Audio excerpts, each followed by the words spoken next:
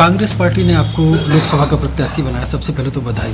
धन्यवाद। कितनी बड़ी चुनौती है आपके लिए और क्या मान के चल रहे हो, किन मुद्दों के साथ चुनाव पे जाएंगे अब आप? पहले तो मैं अपने राष्ट्रीय नेतृत्व और प्रदेश के माननीय जीतू पटवारी जी और वरिष्ठ सभी नेताओं को मैं आभार व्यक्त करता हूं कि मुझे संसदीय क्षेत्र शहडोल के लिए एक प्रत्याशी के रूप में मुझे अवसर प्रदान किया है।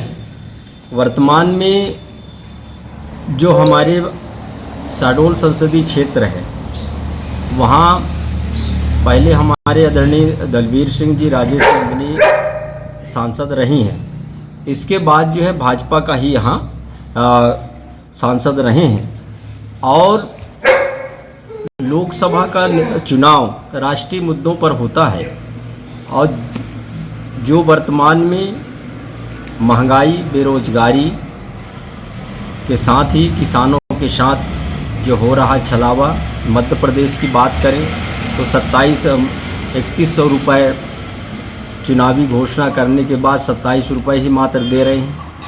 हमारे बेरोजगारों के लिए कोई ऐसा रोजगार की सृजन इन्होंने नहीं किया और शहडोल ज़िले में हमारा अपार कोयला का भंडार है। यहाँ हर ज़िले में, चाहे वो हमारा उमरिया हो, शहडोल हो, अनूपपुर हो, इतने भंडारण होने के बाद भी यहाँ के बेरोजगार को काम नहीं दिया जाता है। हम इसकी लड़ाई आने वाले समय में हम लड़ेंगे और जहाँ तक चुनौती की बात आपने किया है, हमारे लिए कोई चुनौती नहीं है। आज भी ये पूरा आदिवासी क्षेत्र है, शहडोल संसदीय क्षेत्र, जंगल पहाड़ों में लोग निवास कर रहे हैं। आज भी मूलभूत समस्याओं से जूझ रहे हैं। जो बिजली, पानी, सड़क जो होना चाहिए था वो हमारा तो है ही है। और हमारी आज जो राष्ट्रीय चुनौती जो हमारे बाबा साहेब भीमराव अम्बेडकर की जो संविधान था उसको परिवर्तन करने का कई सांसदों ने आपने देखे हैं दैनिक पेपरों में और मीडिया के माध्यम से अपने वक्तव्यों को दिए कि 400 पार संविधान को परिवर्तन करने के लिए आवश्यक है, ऐसा भी स्टेटमेंट आया। आज हमारे देश में जब स्वतंत्रता के बाद इस देश में जो कानून लागू किया गया, विभिन्न जाति धर्म संप्रदाय के अन्य प्रदेशों के लोग यहाँ निवास करते हैं और इस तरीके के जो विचारधारा देश में पनप रही है, जो आपसी भाईचारा को दूर करता हो, यहाँ नफरत की भावना पैदा किया जाता रहा हो, ऐसे स्थिति में मैं मानता हूँ कि ये हमारे लिए अच्छा नहीं है। और पिछले 5 साल में जो हमारे प्रतिनिधि रहे हैं, सांसद जी रहे हैं, उनकी क्या गतिविधियाँ रही हैं, क्या वो स्वीकार योग्य है क्षेत्र में कि नहीं है। सरकार 10 साल माननीय मोदी जी का सरकार रहा, उन्होंने जो वादा किया, चाहे वो काला धन लाने की बात हो, 2 करोड़ युवाओं को नौकरी देने की बात हो, इन तमाम मुद्दों को हम जनता के बीच में जाएंगे।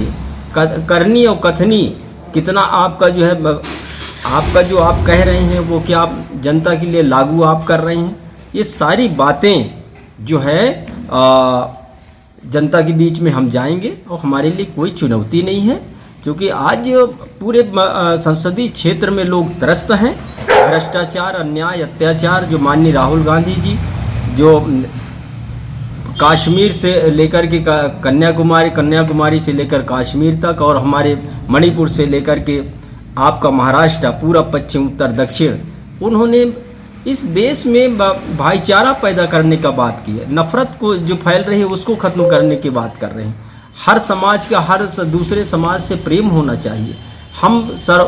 हमारा जो संविधान की मूल विचारा है सबके साथ सबका विकास की बातें जो भाजपा कर रही है, तो मैं मान रहा हूं कि सबसे ज़्यादा तो वो त्रस्त ही करके रखे हुए हैं। और वर्तमान में जो राष्ट्रीय राजनीति चल रहा है, मैं मानता हूं कि वो हमारे लोकतंत्र को जो है आने वाले समय में बहुत बड़ा खतरा है। देखिए, चाहे वो तत्कालीन जो घटना घटी है, चाहे केजरीवाल का हो, चाहे झारखंड के मुख्यमंत्री के साथ सोरेन जी के साथ हुआ हो, अन्य ऐसे घटनाएं जो घट रही हैं, हमारे स्वयं के कांग्रेस पार्टी के पूरे खातों को आपने सीज कर दिया। चुनाव का समय है, ये जो आप क्या बताना चाहते हैं इस देश में?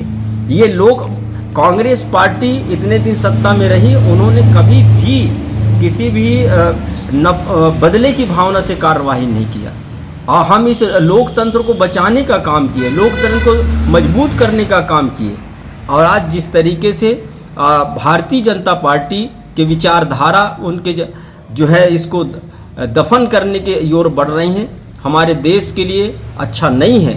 और मैं अब ये कहना चाहता हूँ, सारी बातें हम आज पत्रकार वार्ता शहडोल में हमारी है, वहाँ बहुत सारी बातें हम करेंगे, लेकिन ये मैं मानता हूँ कि शहडोल संसदीय क्षेत्र में हमारा कांग्रेस की जीत होगा।